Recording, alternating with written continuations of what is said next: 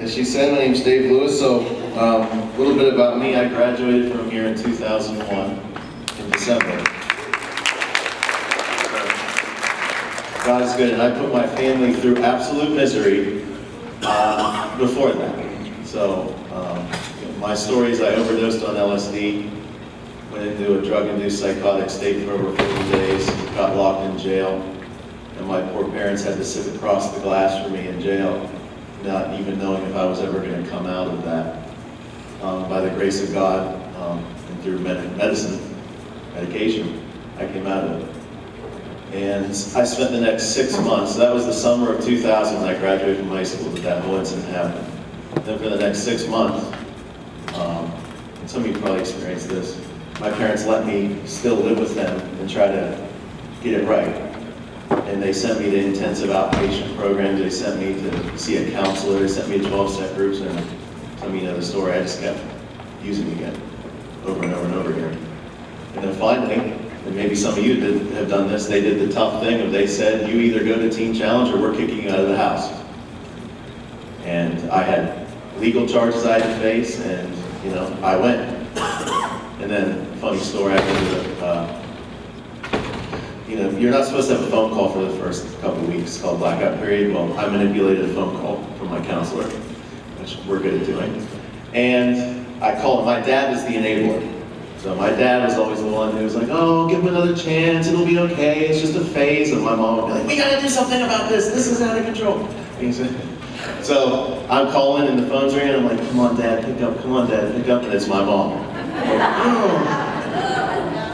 So I'm like, well, this is the only phone call I'm gonna get. So my first question was, is Dad there? No, he's not there. Okay, so I'm gonna give it a shot, right?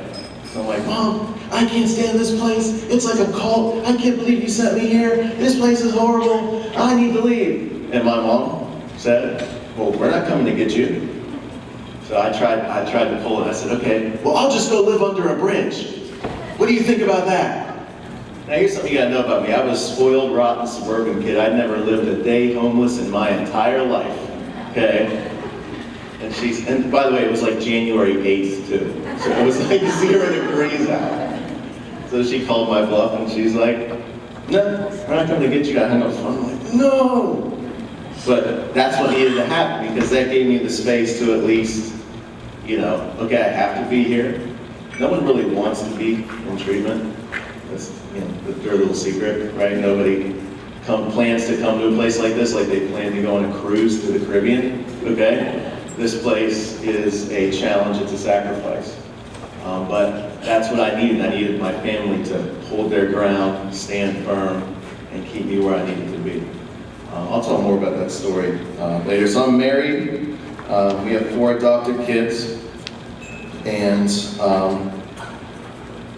I graduated in 2001. I did the intern training program that Michael was talking about, which I'm going to talk about that a little bit during this too, because I really believe in the intern training program. And that was a big thing in my life. And then I left from Pittsburgh, and I went to the Pittsburgh Center. And then after I did a year ITP, I went and met my wife and went to college and all that good stuff. Then I came back in 2006, and I became a counselor in the Pittsburgh Center. And then, for some crazy reason, they made me the director of it 4 years ago. So that's what I've been doing ever since. So, one thing, and let me go to the next slide, because this might sound, so for a lot of people, so I think I've worked with this might sound weird, but I'm just going to say it. I think I've worked with over 200 guys who have relapsed, who graduated our program since 2006. So you might say, 200? What happened to your success rate? I thought you guys had this great success rate. Well, the success rate of Teen Challenge, a lot of people don't realize this. The studies, you maybe heard of the studies, the 86% success rate, 70%. The key to that study was, this is 5 years after they graduate that they're doing well. So what does that mean? That means within that first 5 years, a physiological change in the way insulin is released into your body, et cetera, et cetera. But there's also behavioral components to the diabetes. So if you change your diet and exercise and eat, it can reduce it. It's the same thing with addiction. There's behavioral patterns that are underneath this that we need to look at. For the addicted patient, lapses back to drug use indicate that treatment needs to be reinstated or adjusted, or that alternate treatment is needed. So the goals for this training, very simple. What are the 4 deeply embedded behaviors that need to be addressed to prevent relapse? So what are the deeply embedded behaviors that need to be looked at that are deeper than just the use of the drug and alcohol that we need to address to stay on the path to recovery, which I need to address in my own life still? Okay, one thing you'll hear in this training, I've been clean and sober for 17 years, but I know I'm one choice away from going into the restoration program. And I have to know that about myself. I can't get to the point where I'm like, oh, I'm good now. I'll never be good. I have to be in recovery for the rest of my life. And then we're going to learn what role do you folks have, family, church, community, in helping your loved ones stay on the right path. And you know, one of the hardest things about this whole process is, you know what you're going to learn? You have a role, but at the end of the day, you can't smack. I know some of you, don't you wish you could just smack your loved one in the face and they would just snap out of all this? The magic of mother smack? Quit! Okay, he's good now. You know, maybe some of you don't have to admit that you've done that. Maybe you've done that, but you know, that doesn't work. But we wish we could do that. A lot of times, all our role is to support, guide, point out, but a lot of times, right, the choice is theirs, what they're going to do. And then I want to have ample time for questions and answers, so please formulate your questions if, you know, while you're listening to me, jot them down, and then I want to have plenty of time for that. So what are the four deeply embedded behaviors? Just real quick, we'll go over each one. Insufficient motivations to stay in sobriety is the first one. Focusing only on obvious outward behaviors to the neglect of inward. Not asking for help before a relapse. And excessive compulsive behaviors to deal with problems and or stress. So behavior 1. So having correct motivation to stay away from drugs and alcohol is the key. It's like having fuel in the car. I have to ask myself the question, why am I staying sober today? I have to ask myself that every day. Why today am I choosing not to pick up drugs or alcohol? What is motivating me to make that choice? So it's like your car out there, right? You could have the nicest car. A guy can go through this whole program and everything's great. You know, some of your loved ones, see how much muscle they build in their hair? You've got a nice weight room, right? They walk in, what's going on? Hey, how you doing, Mom? Like, whoa, what happened with you? Working out, huh? You know, and they can get buff and in shape and things looking good. And you can have the nicest, sweetest car out there, right? You drove up in a Porsche or something. But if there's no fuel in the tank, what good is that car? We can just look at it. There has to be fuel in the tank. So what we're talking about here is there has to be the proper fuel in the tank for someone to stay on this path. And what I'm saying here is many times we are motivated to stay sober by things that won't put enough fuel in the tank. Many individuals can make it through the entire 12-month program by motivating themselves with things that in the end will not provide enough fuel to say no, I underline that, when, not if, when the temptation to use drugs or alcohol comes. It will come. It will come. We just need to be straight up about that. This isn't a situation where they finish this program and they never have another urge or desire to use drugs or alcohol again. That's just not the case. I have urges to use drugs and alcohol sometimes. I've been clean 17 years. I was just cleaning out, I'll just be honest, I was cleaning out my office and I found a bag of old prescription pills in a drawer that I forgot was there. It was like a year ago. And I open it up, and there's pills in there that I like to use back in the day. And I go, ooh, and for a split second, I said, wow, I remember what it felt like to take those. Now, right away, I told one of my counselor buddies there, I said, hey, man, I just want to let you know I'm throwing this bag of pills away just so I'm accountable and I throw them away. But this is important. This happens. There's going to be urges. So the question is, how do I fight those? What do I do? And you know the first thing I'm doing? I'm telling a group of people who came to Family Day that I just had that. I'm the director of an induction. Well, my boss doesn't find out, right? No! This is the whole point. The whole point is we need to be honest with ourselves, those of us who are in recovery, that this is a daily struggle. And what is the fuel we put in the tank? We have to have the right motivation when the temptation to use comes. These motivations are not bad in and of themselves, but they are not sufficient to provide the motivation to continue in the life of sobriety in the long run. Now, when I click to this next slide, okay, this is always the thing. The motivations that end up not being enough to keep someone away from drugs and alcohol long term, they are good things that get corrupted. In other words, look at some of these things. Okay, relationship with a significant other and or your children. So a lot of guys, right, I'm going to do this for my kids. They need a father in their life. I'm going to get it right. Now you would say, well, that's great. That's a great motivation. But what I'm trying to say is, that can't be the primary motivation. And some of you probably could say, you know what, I agree with that. I've seen my loved one doing really good, and he had everything to lose, and he still chose drugs over his kids. So you've had this experience. Why wasn't that enough? Look at the next one. Prove to your family or friends that you are normal. This is a big one. Many times your loved one is desperate to have you view them as quote-unquote normal. Desperate. It's a desperate desire in their heart. So for example, there's no Steeler fans or Browns fans out here, right? You're all something else. So you're sitting and watching a Steeler game, and you just got out of Teen Challenge, and Uncle Bob, Uncle Bob, there's no problem with Uncle Bob, he cracks a few Coors Lights while he watches the Steeler game, right? And your loved one is sitting on a couch with Uncle Bob, and he pulls out a few Coors Lights. And he says, hey man, let's have a beer while we're watching the Steeler game. Now there's going to be this thing that's going to be activating your loved one right away. You know what, I'm so desperate. Not because, now maybe they want to catch a buzz off the beer, don't get me wrong, that's part of it. But another part of it is, I'm so desperate to prove to Uncle Bob that I am normal. I'm not some weird addict person who can't do normal things.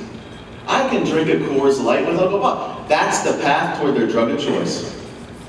It'll start with one Coors Light, and before you know it, they're doing heroin again.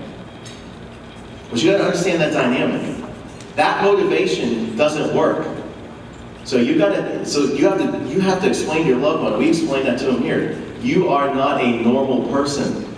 You are an individual who has an affliction called substance use disorder. You, for the rest of your life, have to understand there's certain things that Uncle Bob can do that you can't do. You can't control your use of alcohol. But that motivation, man, is driving a lot of your loved ones to remain here.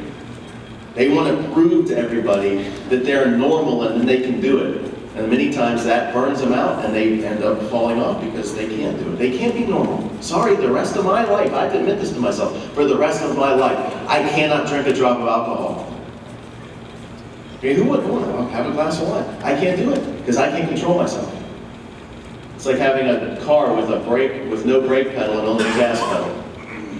That's how I am. I can't stop it.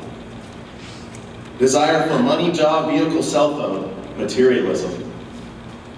Oh, for some of our guys, oh, if only I got that Ford F-150 truck. If only I got this money. If only I had this, that would keep me clean, right? That would motivate me. There's no way I would use drugs. I would lose my truck. Some of you family members know. How many of your loved ones have gotten the nice things and they flushed it all down the toilet to use drugs? It is not enough of a motivation. And I know we use family members, we desperately, listen, if you graduate Teen Challenge, I'll give you a truck. I don't know if any of that's on the table. Some guys have told me some crazy stuff that their families promised them if they do rehab.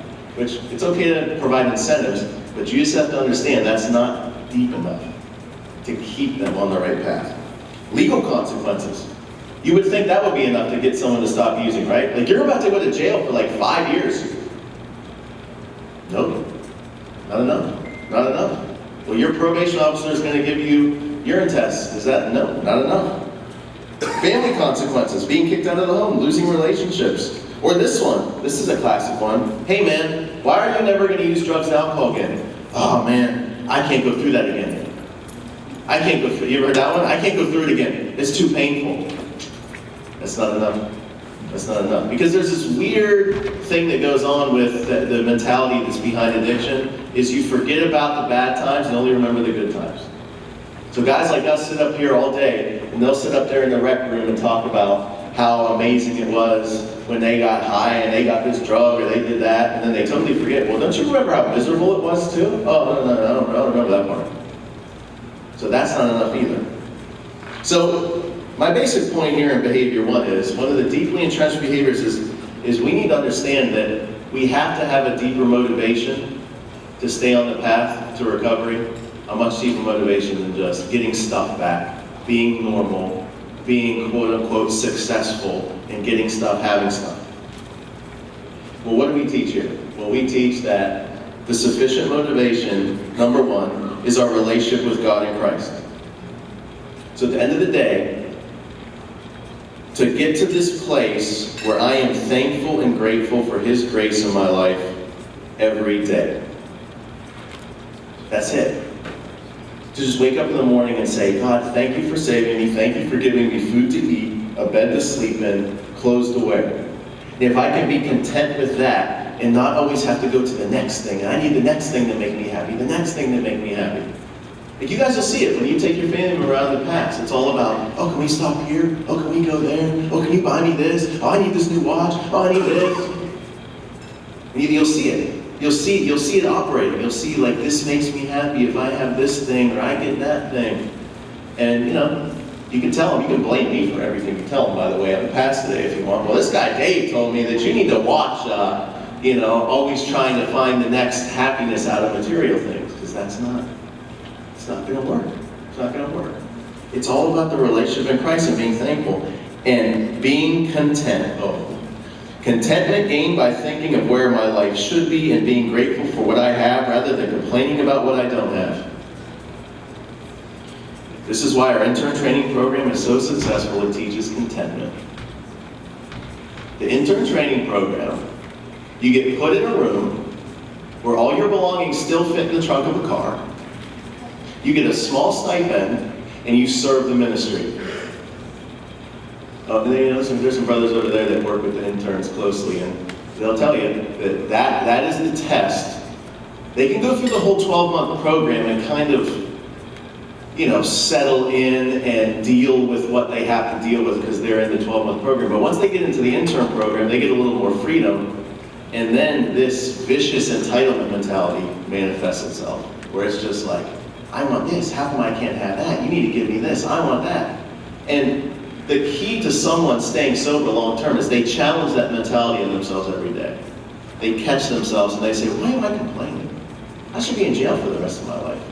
Why am I complaining? I should be dead. I mean, many of you probably have, maybe overdose survivors in this room, where your child overdosed and survived it. I should be dead. So just remember that every day. Remember how grateful I should be and thankful, instead of always complaining and moaning and bickering about what I need this and I need that. So to fight for contentment, to fight for that contentment is huge. And then, of course, so their relationship with God and being content and being grateful and thankful for the little things in life and stop wanting all the big things. And also their relationship with others. The people that make it long-term sobriety, you know what they found? They found more joy in helping others than helping themselves.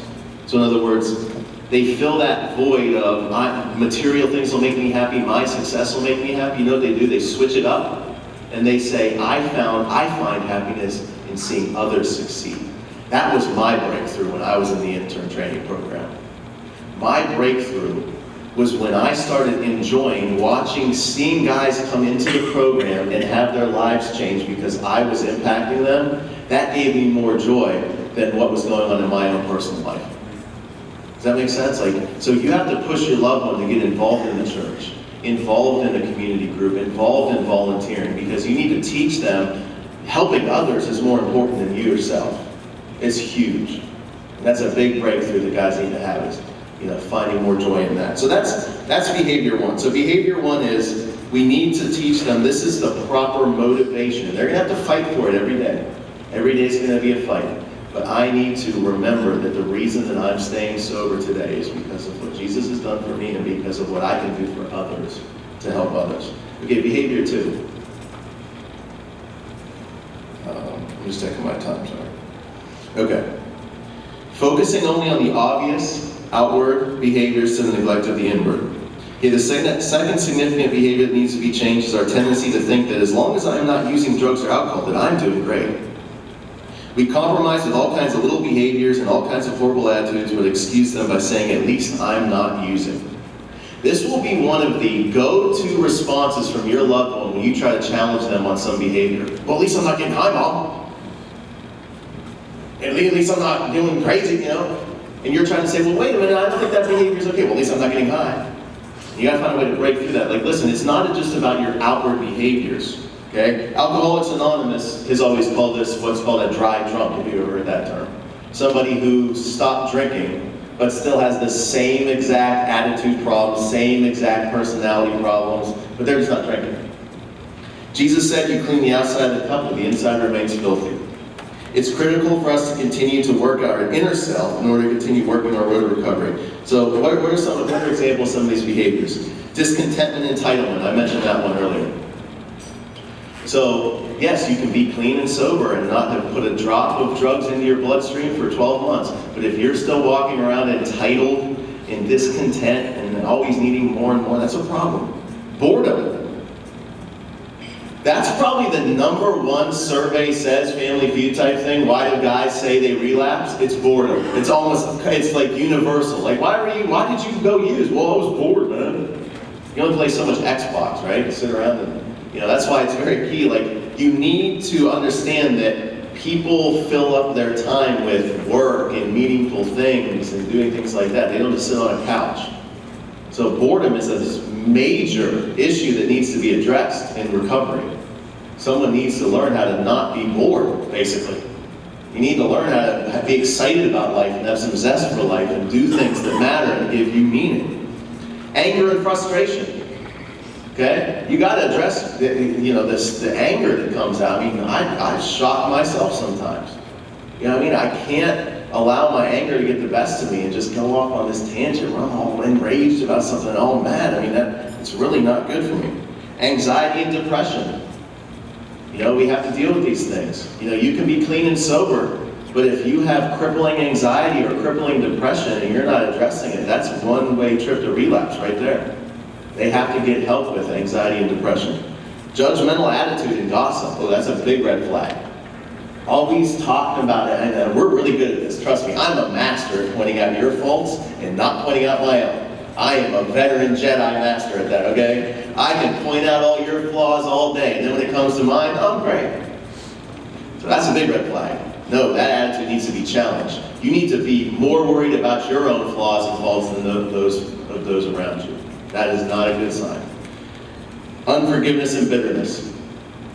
Somebody who just can't forgive somebody, you just always have this negativity toward other people. It's bad. So these are examples of inner attitudes. And here's the problem. Like I said, many times they go unaddressed because all we're focused on is, oh, isn't he doing so good? Look at him.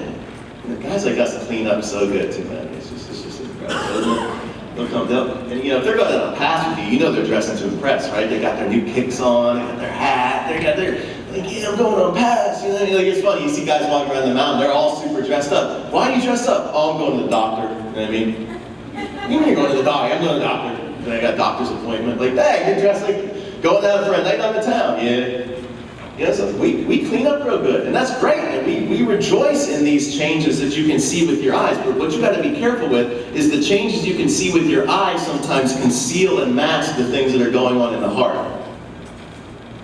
Because that's really the fountain of where a relapse is going to come from. It's not always going to come from, oh, well, they just went and hung out with so-and-so and he had some heroin in his pocket and he just happened to use it with him. I guess relapse can happen that way from time to time, but it usually doesn't happen that way. Usually the way it happens is there's all these inner attitudes that are churning and churning and churning and not being addressed and not being dealt with. And then that opens up the door for them to fall into the relapse. Rejection, inability to connect, isolation is a big one. You can't allow your loved one to isolate. You have to challenge them and say, why are you just sitting at home all day? You need to get some friends, you need to get some connections, you need to get with some people. Don't just isolate yourself constantly. And then selfishness, just pure selfishness. So what do we need to do? Those who succeed in maintaining long-term recovery Seek to actively continue taking a moral inventory of all character defects, both external and internal. Okay, so the reason why I'm clean and sober today, I'm convinced, is one of the things that I have to do is I have to continue to look at my own garbage that's still in my heart and my issues and continue to bring those to the table. They also seek, and this is very key, they also seek out and keep people in their lives who will point out these inner attitudes and challenge them to change: family, spouse, church, or other support group. My wife is used. This is her primary role. She would hate that stage, but it's true. This is her primary role in my life, to point out my crap and call me to the carpet on it. I mean, that's a pattern I've seen just in my experience. The Teen Challenge graduates who make it, they usually end up marrying a strong-willed woman who's one. We're not in an environment that promotes and produces openness, honesty, and says it's normal to have urges and desires to use. So, I'll tell a quick story. So this is early on when I was a counselor in Pittsburgh.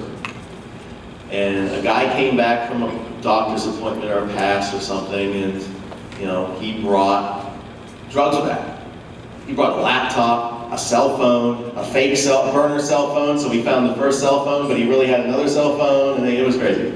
So we caught him, and whoever staff member brought the stuff down that we found on him. There was a bottle of, they're called Klonopins. It was one of my favorite drug of choices to use. And I'm sitting there with the director and another counselor, and we're sitting in the hallway, and somehow this stuff gets handed to me. So I'm holding in my hand a bottle of these pills that I like, okay? And then it was decided we're gonna flush them down the toilet. So at our center, there's this long hallway, so I get up, and I'm walking by myself down this long hallway to go to the staff bathroom. And as soon as I turn the corner, this vicious thoughts hit me. Oh, you can use those. No one's gonna know. They're gonna think you flush them down the toilet. You could fake flush them down the toilet. And then it started getting real crazy. But you could stuff toilet paper in the pill bottle so it doesn't make the shit. Like, it was getting crazy. I'm a counselor in a teen challenge, hello.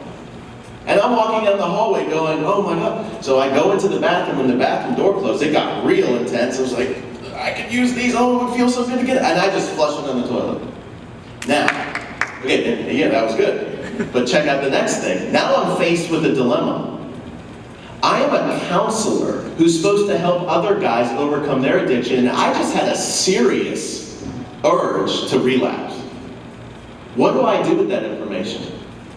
Do I hide it? Do I just keep it to myself? And what I found myself doing, and this was my huge breakthrough, the next day when I taught a class, I told the guys about that experience. And you know what it did for them? Well, first of all, they were going, why are you telling us this right now? I mean, there's in the field, some people would say you shouldn't disclose that much, but I disclosed it. And a couple of the guys were just like blown away that here we have an environment where a leader is actually being open with his struggles, and then encourage them to be open. And that's part of why I'm still walking this path, because I can share this with this group and say, I have struggles, I have urges, I have accountability in my life. They can, my bosses can hit me with a urine test whenever they feel like it. It doesn't bother me. They could call the center right now and be like, hey, give him, maybe they will, since someone's just going to get, it's going to get back to them. Hey, you need to check on that Dave Lewis. He's talking about these urges he's having. It's fine. I need that accountability. I need that in my life. I need to be open and honest. So what do we need to do for this behavior 3? This behavior 3, they need to get plugged into a group or a community, an individual where they can freely talk about their struggles to use without fear of retaliation or shame. Whether that's a mentor, a sponsor in NA or AA, a pastor, a family friend. Now I put in parentheses there, and it's a good question to ask. Is close family always the best for them to come to? No. I mean, think if you're a spouse in this room, wouldn't that would be tough for to come up, hey, honey, I really want to get high today. You might not have the emotional capability to be like, okay, let's talk about that.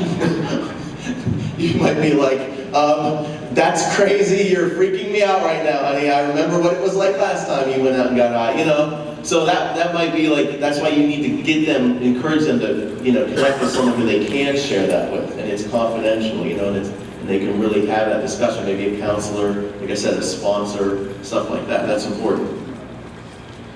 When, not if, they are tempted to use substances, they call someone or go to a meeting, a church group, etc. They actively help others who are struggling with addiction by contributing to a support group or church. So, you know, it's very important. We need to be in a place where we can share our struggles.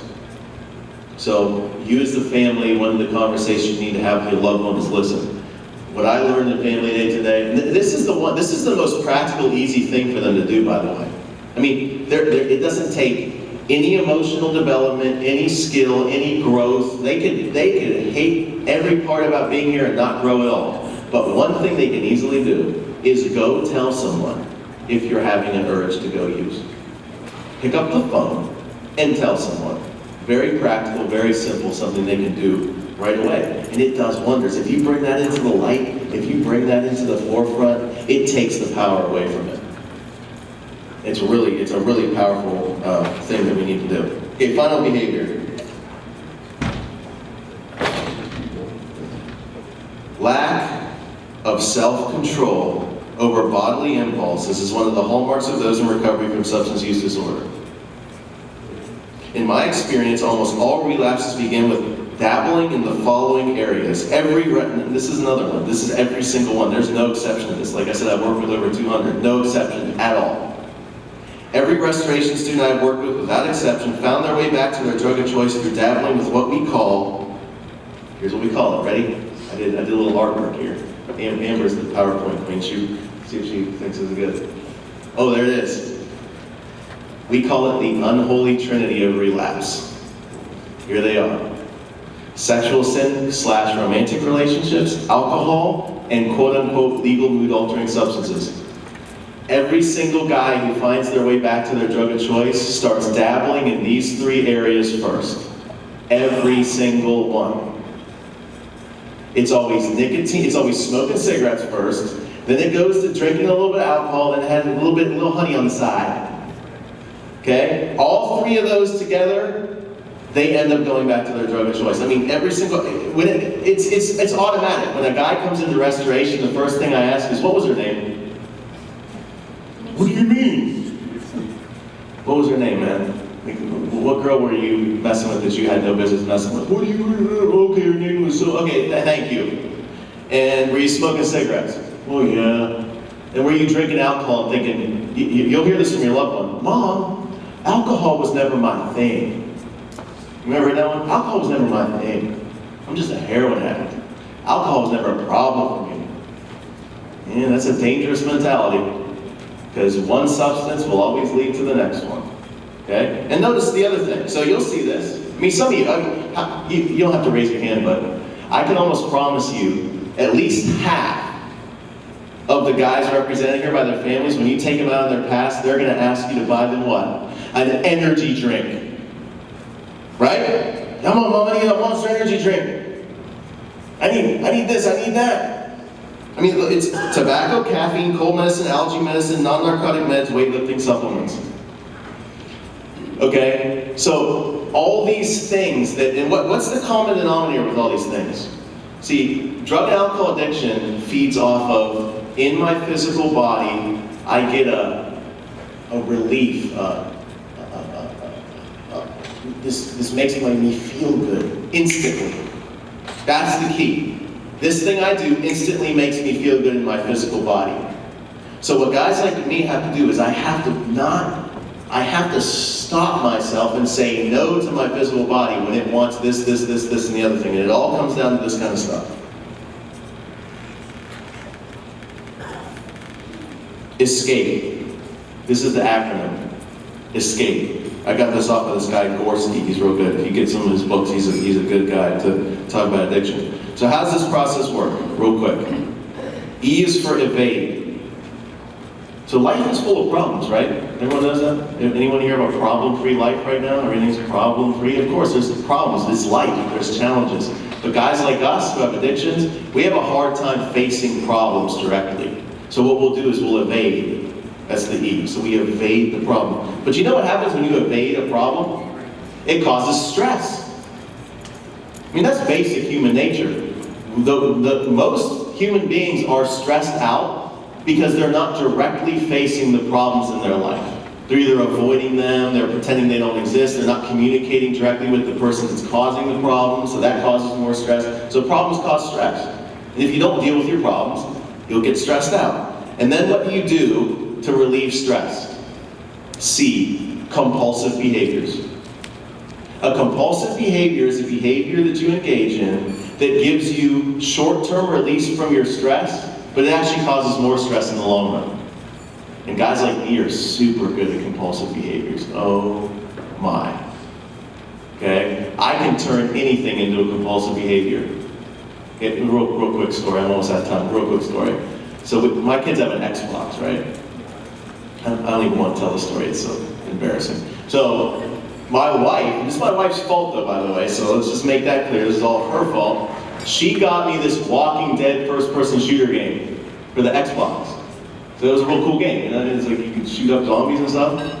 So, and I can't play video games, I get addicted to them, okay? So, I'm sneaking out of bed, I'm waiting till my wife goes to bed and falls asleep, and I'm slipping out of bed, going into the other room, and I'm playing this thing till like 2 in the morning. And then the one night she's yelling, "Where are you at?" "Oh, no," and I'm lying to her, like, "Oh, I'm just doing this thing over here." And I have to stop myself, because I'm having stress at work, I'm having stress, I mean, my life is filled with stress. I have a lot, it's just life, a lot of responsibilities. And I'm playing a video game. And it's just taking me to this other world, and I'm just relieving my stress with it. It was a super bad, unhealthy behavior. And like I said earlier, God bless my wife. She's not going to put up with it at all.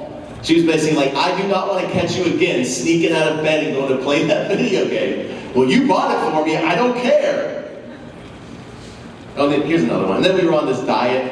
I'm on this diet with her where we're not supposed to have sugar. And I got a mocha frappe. So I went to go run an errand. I got a mocha frappe, right? And we have cameras on our front porch. And I forgot we had the camera. So I drink the thing, and I go up, and I'm looking. It was horrible on the camera, too. I'm looking, and I'm like, she can't see out the window, so I go up to the trash can, I put it in, right, and I hide it in the trash.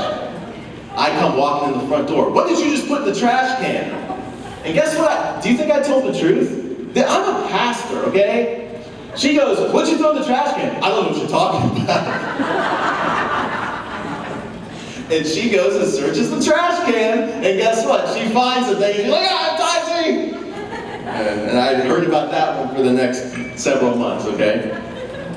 But see, these are funny stories, but you know what? And you know what? There's a part of me that, I'll just be honest, I hate that.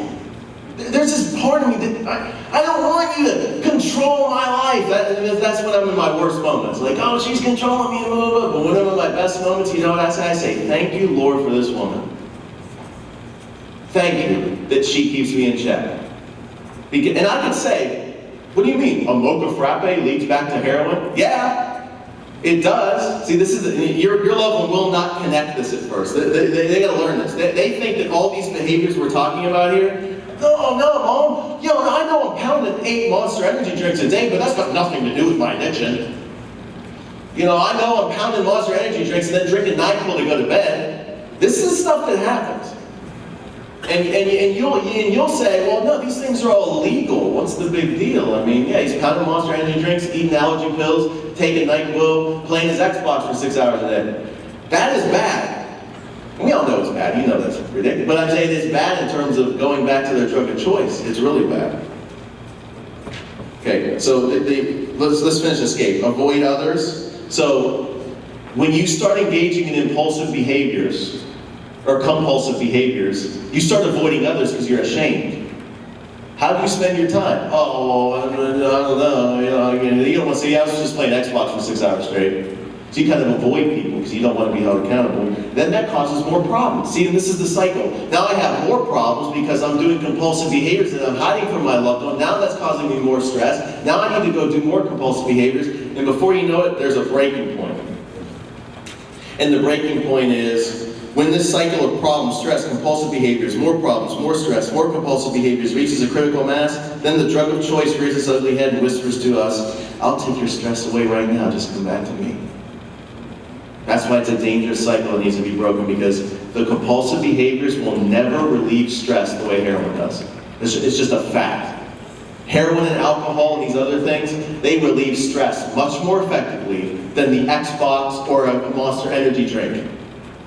So it's always going to be there in the back of our mind, like, oh, I could go do that and that will relieve my stress. So that's why we need to challenge ourselves and say, I'm going to say no to these behaviors up front. And yes, can I play some video games? Can I do some things? Yes, but do I need to do it in moderation? I need to be able to say no to it. And I need to watch myself with that.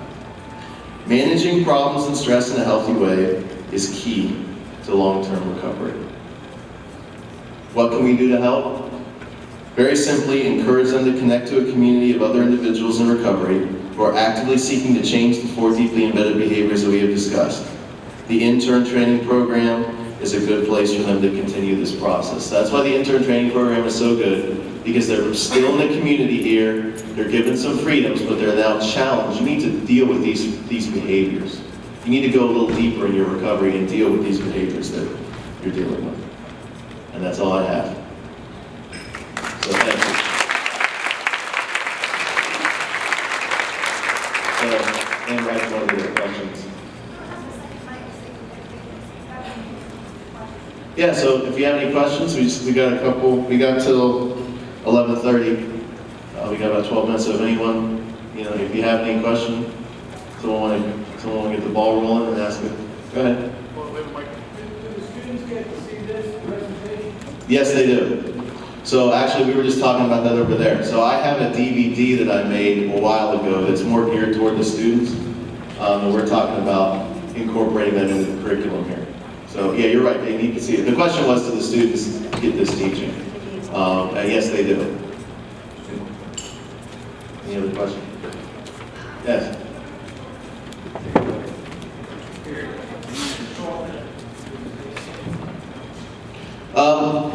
So I'm not as familiar with the short term, but definitely, so in the short term program, we're definitely beginning to teach these type of concepts. Yes. But of course, the unique thing about our program is we're telling everyone you need to go into the long-term program, because that's when you really have more time, more space to deal with these issues. But yeah, definitely the danger of compulsive behaviors, yeah, that's all there. I mean, these 4 points are really, I would say, the bedrock of what is taught in Teen Challenge in general. Like, these are the 4 things that really, I've just kind of tried to boil them down to these simple 4 points. So the short answer to that question is yes. Yeah. Yes, so this is being recorded right now. So this will be made available. Yeah, so Carol, if you call Carol, her number's in there, she can send you a copy of this on DVD if you'd like to share it with others. Yeah. What's the best way to convince an 18-year-old that when you're 11 months in a long-term program is something that you should do? Yeah, so what's the best way to convince an 18-year-old to stay into the long-term program? So I was 19, I had just turned 19 when I went into the program. So basically what you have to do as a family is try to leverage your influence upon him to keep him in the program. So there's not a one-size-fits-all answer to that question. But basically the concept is, what leverage do you have? Meaning, what resources are you providing to him that if you took them away, he wouldn't be able to function, so usually it's, does he live with you? Is he counting on coming to live with you? So you have that discussion with him. And all these things can be, it's just, like, for example, what I would say to him is, look, we're thinking about, we want you to be in the long-term program, and you can't come home if you choose to not go into that. and see what his response is. I'm not saying, I'm not advocating the tough love thing either, where it's just like, well, just go live on the street then. You know what I mean? There's a balance there. But you definitely want to try to push those buttons. You know what I mean? You want to try to push as many buttons as you can. Like, you're not going to have anywhere to live. We're not going to support you, and try that. And then if it becomes clear that he's just so dead set on not doing that, then you go to maybe a plan B. And actually, we need to put this resource somewhere where they can get to it. I have this great, and I'll get it to Amber and we'll try to get it.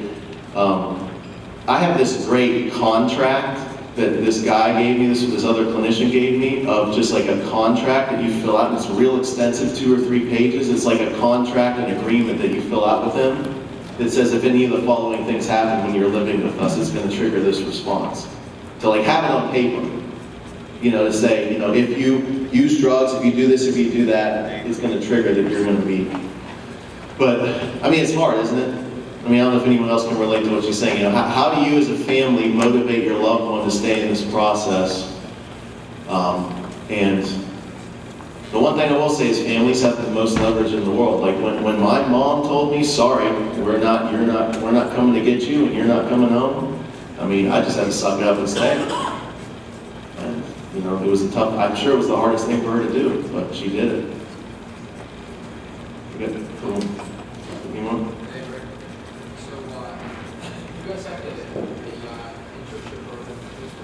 Yes, we do. And how do you motivate your students towards the end of the 11 months to possibly get into that? Yeah. Let's get going back into their life. So the question was, do we have an intern program in the Western Pennsylvania Center? The answer is yes.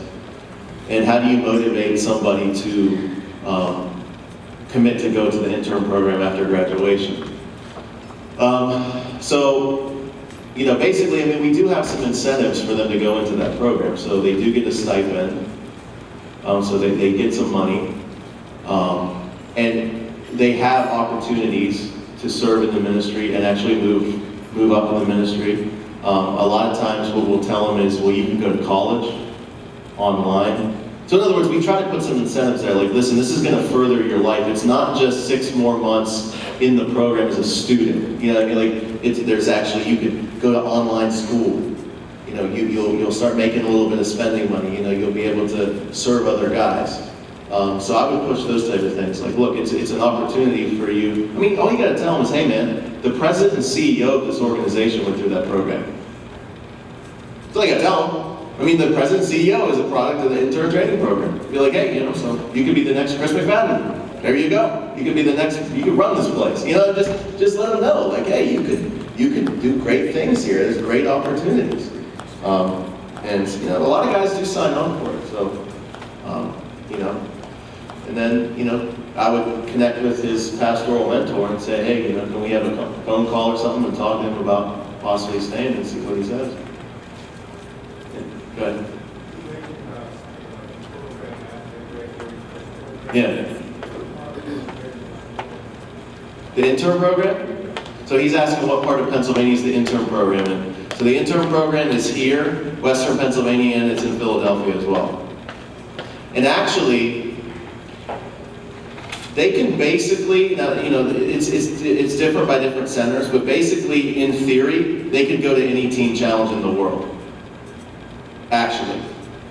So, there's a lot of teen challenges. Actually, he was telling me that he's had a couple reach out to him, Brian over there, like saying, hey, we need interns. So they can, it depends on what their need is, but a lot of times I could call up another director of another center and say, hey, I got a guy who'd be, I think he might be a good fit. He could go anywhere. Well, it's at the Women's Center. So I'm not sure how much need there is in the Women's Center in Philadelphia for interns. Yeah, that one's for women. So I mean, the main go-to places they do the intern program is here and with me. That's the main place we send them. So there's a pretty big developed intern program right here on this campus. We push it. We encourage you family members to push them in that direction because it's really where a lot of our success is. Because now they're leaders. Of course, they're always under a staff member, but they're leaders now. They're viewed as leaders, and the students view them that way, and it causes them to have to step up their game a little bit. And they have to now walk the walk. Yeah.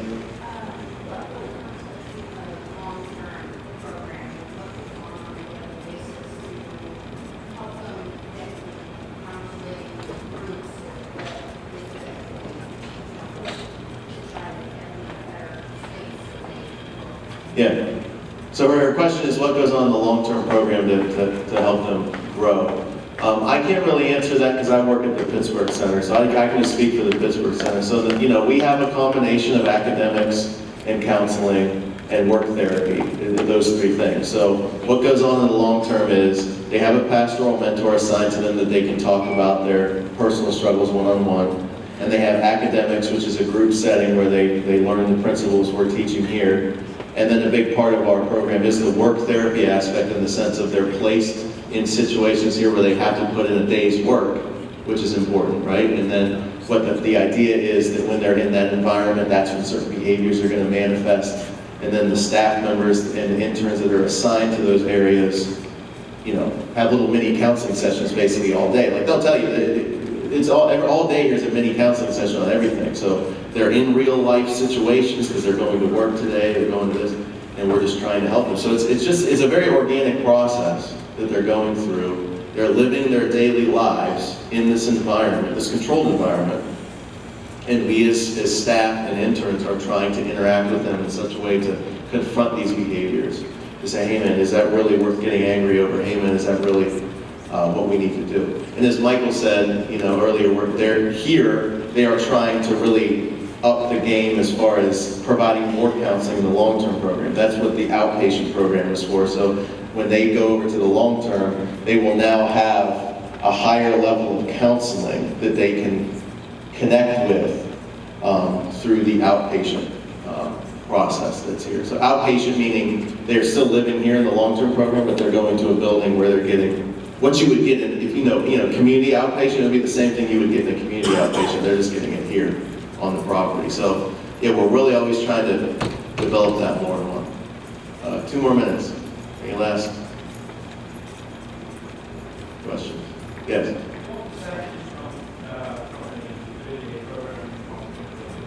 That's an Amber question. What percentage of the 30-day program goes into the... Right now we're about 40%.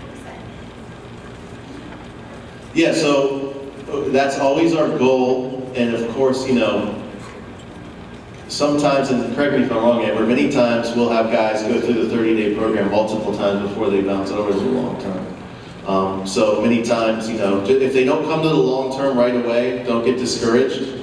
We're still a resource for you. So if they decide to come home and it messes up again, you just need to call the admissions office again and be like, hey, he's back out there again, but he seems willing to come again, and then we'll try again. That's sometimes how it works, unfortunately. It's not always a one-shot deal, but of course, you know, we know where the success is in the long-term residential Christ-centered treatment. But, you know, if you're dealing with an 18-year-old, when I was 18, I knew everything, man. You can tell me anything.